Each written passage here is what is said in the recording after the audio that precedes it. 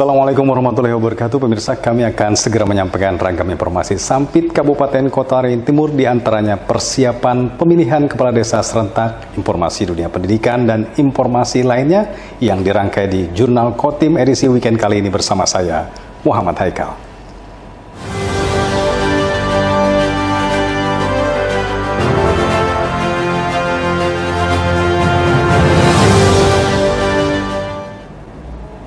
Sebanyak 77 desa di Kabupaten Kota Waringin Timur akan melaksanakan pemilihan kepala desa pada tahun 2023. Hasil rapat bersama seluruh pihak terkait pemilihan kepala desa serentak disepakati berlangsung tanggal 2 September tahun ini.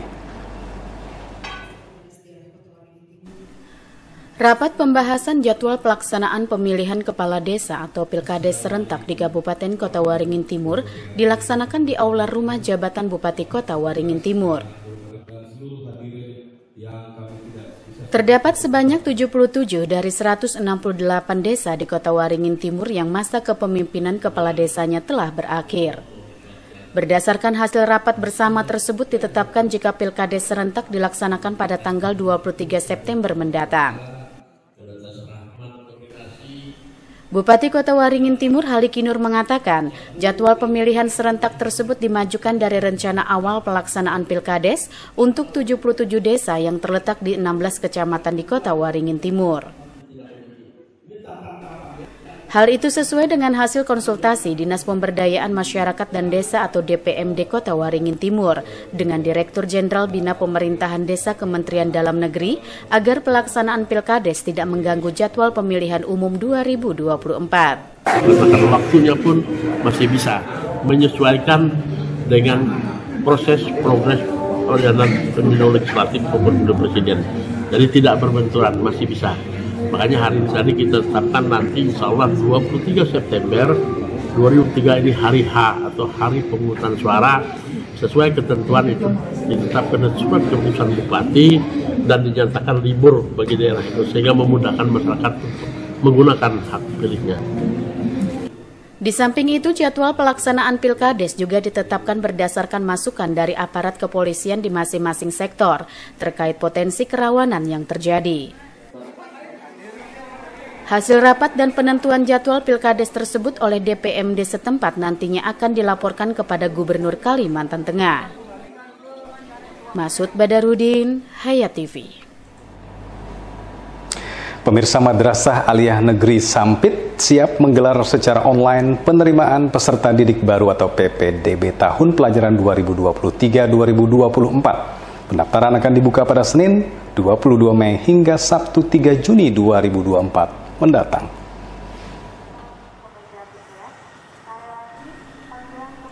Hal tersebut disampaikan Wakil Kepala Mankotim Bidang Humas M. Abdi Agus Musanid saat dikonfirmasi terkait jadwal penerimaan peserta didik baru atau PPDB tahun pelajaran 2023-2024 yang digelar secara online. Dijelaskannya, minat para orang tua untuk menyekolahkan putra-putri mereka di Mankotim sangat tinggi, baik dengan mendatangi langsung ke sekolah maupun melalui media sosial.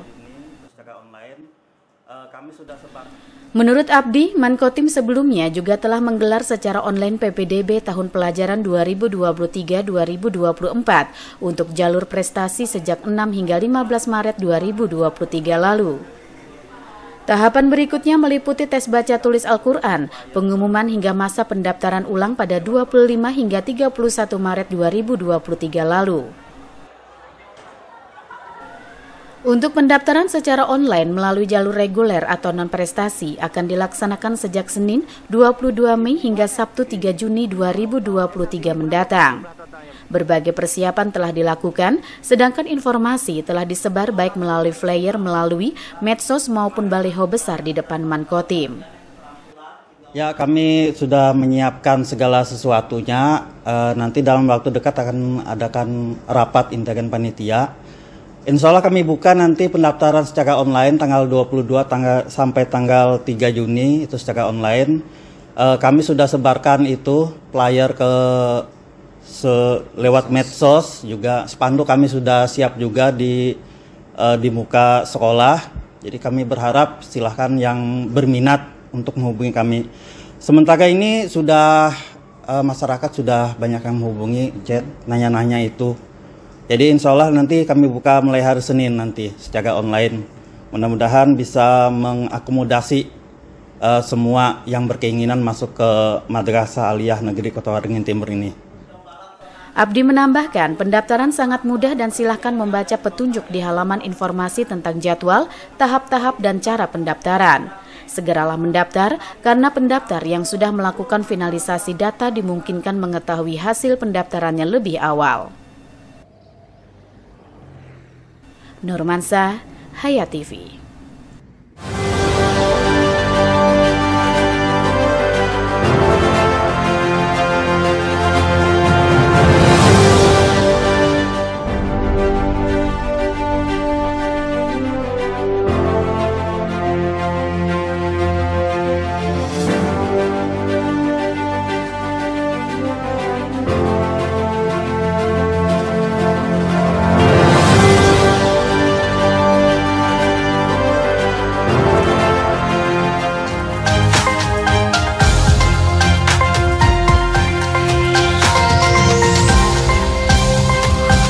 Download Hayat TV Mobile di Play Store sekarang juga. Hayat TV Mobile, siaran ada di genggaman Anda.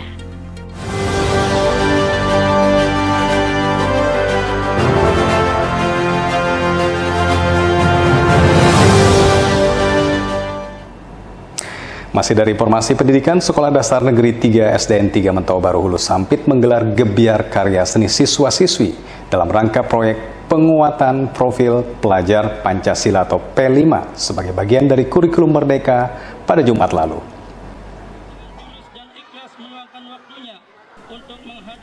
Dalam sambutan Ketua Panitia Saipul Bahri mengatakan maksud dan tujuan acara ini adalah upaya sekolah dalam rangka menerapkan proyek penguatan profil belajar Pancasila yang termasuk dalam pembelajaran kurikulum Merdeka yang pada tahun ini sudah mulai diterapkan pada kelas 1 dan 4. Saipul menjelaskan kegiatan dilaksanakan selama 2 hari atau hingga Sabtu 20 Mei 2023 yang menurut rencana akan ditutup secara resmi pada pukul 15.00 waktu Indonesia Barat. Gebiar ini pula sebagai upaya memberikan fasilitas kepada siswa-siswi untuk memamerkan hasil kreativitasnya sehingga tidak hanya dikenal di dalam sekolah tetapi juga dikenal di lingkungan luar sekolah. Berikutnya, menurut Kepala SDN 3 Mentau Baru Hulu, Wates menargetkan pada tahun berikutnya, seluruh peserta didik dari kelas 1 hingga kelas 6 sudah sepenuhnya melaksanakan kurikulum Merdeka. Kurikulum yang baru ini merupakan jawaban atas tantangan perkembangan dunia yang begitu cepat agar generasi mendatang tidak tertinggal di era globalisasi. Target kita adalah tahun selanjutnya seluruh siswa SD Negeri 3 dari kelas 1 sampai kelas 6 sudah sepenuhnya melaksanakan kurikulum yang terbaru, yaitu kurikulum Merdeka. Bapak Ibu yang saya hormati, perkembangan dunia ini sangat dinamis. Oleh karena itu dengan demikian juga dunia pendidikan harus wajib mengikutinya. Oleh karena itu kurikulum yang baru ini merupakan jawaban atas tantangan perkembangan dunia yang begitu cepat agar generasi yang akan datang tidak akan tertinggal oleh perkembangan zaman secara global. Sementara itu, menurut Kasih Pendidikan Anak Usia Dini Dinas Pendidikan Kotim Muhammad Nur Akbar menyatakan bangga atas hasil karya para peserta gebiar ini, namun dia menyarankan agar siswa-siswi melengkapi dokumentasi seperti proses belajar mengajar hingga mengupload pembuatan hasil karya ini baik foto maupun video. Upload foto, upload video.